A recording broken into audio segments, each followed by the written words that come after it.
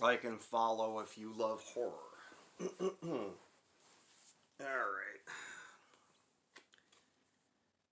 Maybe it would help if we imagined why they'd be down here to begin with, Diana asked.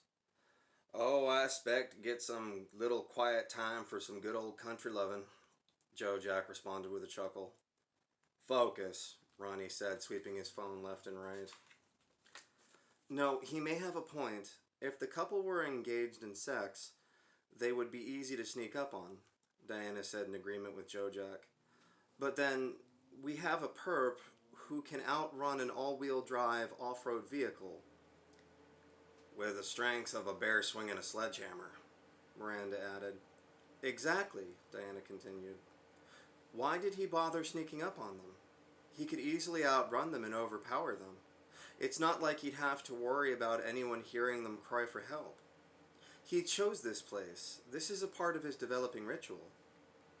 At that moment, Miranda swung her phone around into the dense thicket. It lit up like a nuclear reactor. She only had a chance to look up before the UP stepped out and caught her with a backhand. She went sailing over the water with an incredible arc, shouting unintelligibly as she flew.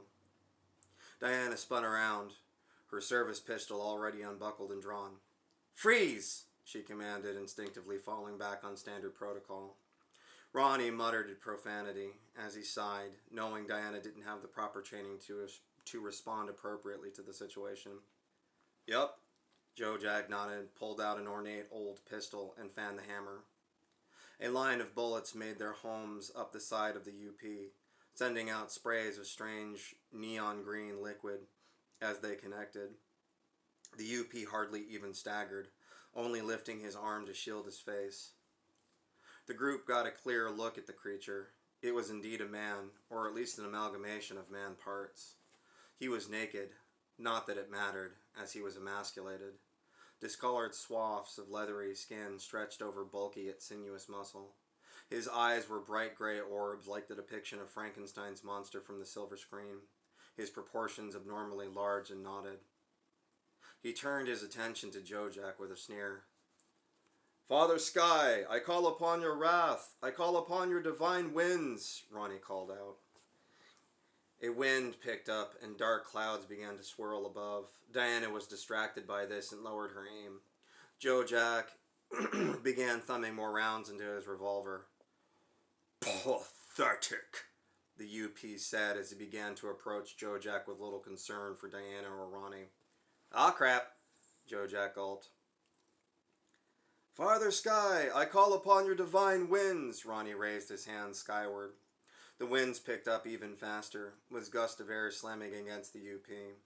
At first he was undaunted, but after mere seconds he found himself leaning into the wind, pressing with all his might to advance. The stones under his foot began to give, sliding him back, and his heels digging in deeper into the ground. Joe Jack dropped in the last round, slapped the breech shut, raised his aim, and squeezed the trigger. Shots landed about the UP's chest, neck, and head. It only seemed to piss him off. Enough! The UP's bodies tensed, venting steam from his back. He leaned in, and in spite of Ronnie's conjuring, dashed towards Joe Jack. Joe Jack barely rolled out of the way, landing upright on one knee, then began thumbing more rounds into his revolver. At that moment, Miranda breached the surface of the water, a look of pure rage across her face. Son of a bitch!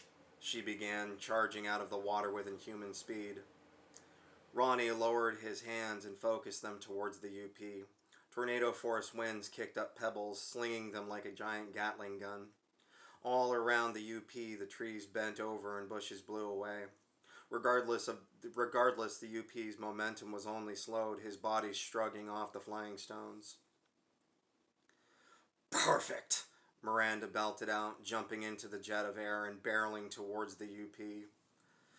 The two collided like a fighter jet crashing into a Mack truck. The UP slid back, but Miranda practically flattened against him. The pair began grappling immediately. Mother Earth, grant my champion your strength, Ronnie called out. Would you quit gawking? Joe Jack yelled at Diana. She looked over at Joe Jack, dumbfounded, but in an instant she raised her sidearm back up and began looking for a shot as Miranda and the UP continued to tangle. Won't do you no good, Joe Jack added, noting that Diana's weapon was standard make and model. He loaded the last of his rounds into his pistol, clapped it shut, and shook it at Diana to show off the rune work. You need one of these. Then what the hell am I supposed to do? Diana barked in frustration. Try Inquisitor.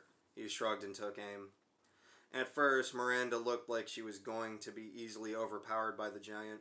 However, as Ronnie called out, a well of power seemed to build up in her. Within seconds, she was struggling, but at least matching the brute force of the UP. Miranda had something the bulky Frankenstein didn't have: agility and training. For a moment, they were in a stalemate, but all she needed was a second of leverage.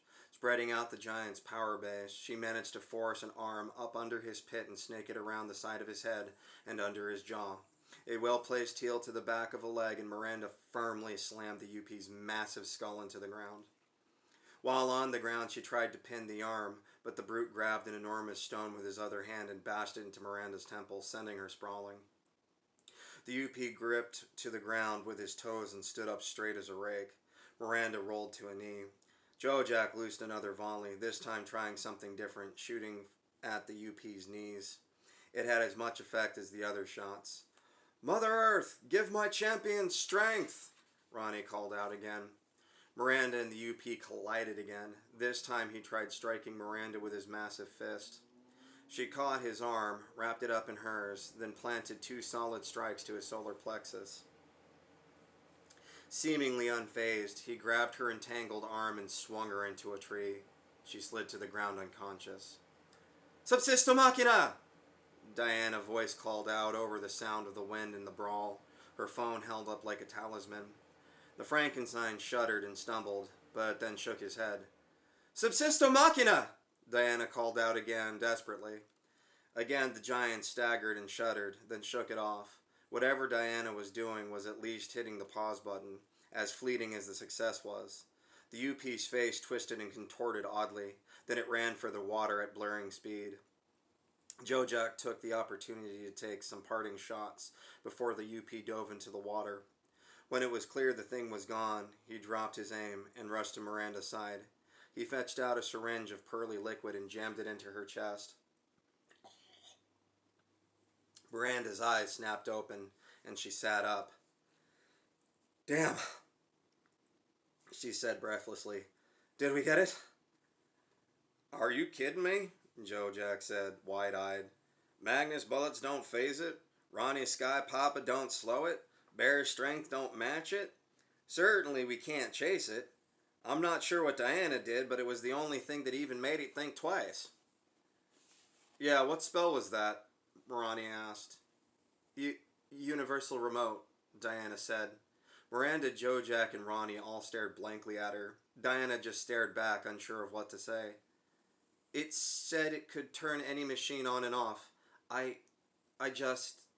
Because Frankenstein is more machine than man and runs on magical chemicals, right? She explained nervously. Ronnie nodded. Quick thinking. Joe Jack burst into laughter. Well, we got tons of samples of the chemical now, Miranda said, shaking her head as she pushed herself up. Joe Jack, collect as much as you can. Use Inquisitor to locate every drop.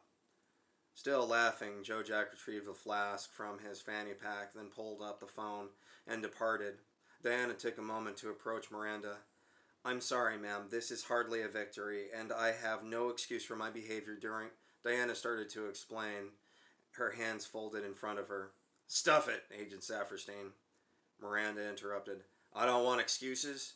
I want more thinking on your toes. You discovered something today that no one in the UPD's decades of operation even considered. With that knowledge and a sample of the reanimated serum, we might one day be able to create a remote control for all Frankensteins. Yes, ma'am. Thank you, ma'am, she replied. You did good, Ronnie added. I expect no less than that from here on out. Thank you, Diana nodded, and though internally she was almost in shock. Miranda and Ronnie left Diana to process and continue their search. After a few hours of searching, Joe Jack came across something a few yards from shore. It was a simple makeshift fire pit, the usual ring of stones campers would gather around to tell ghost stories.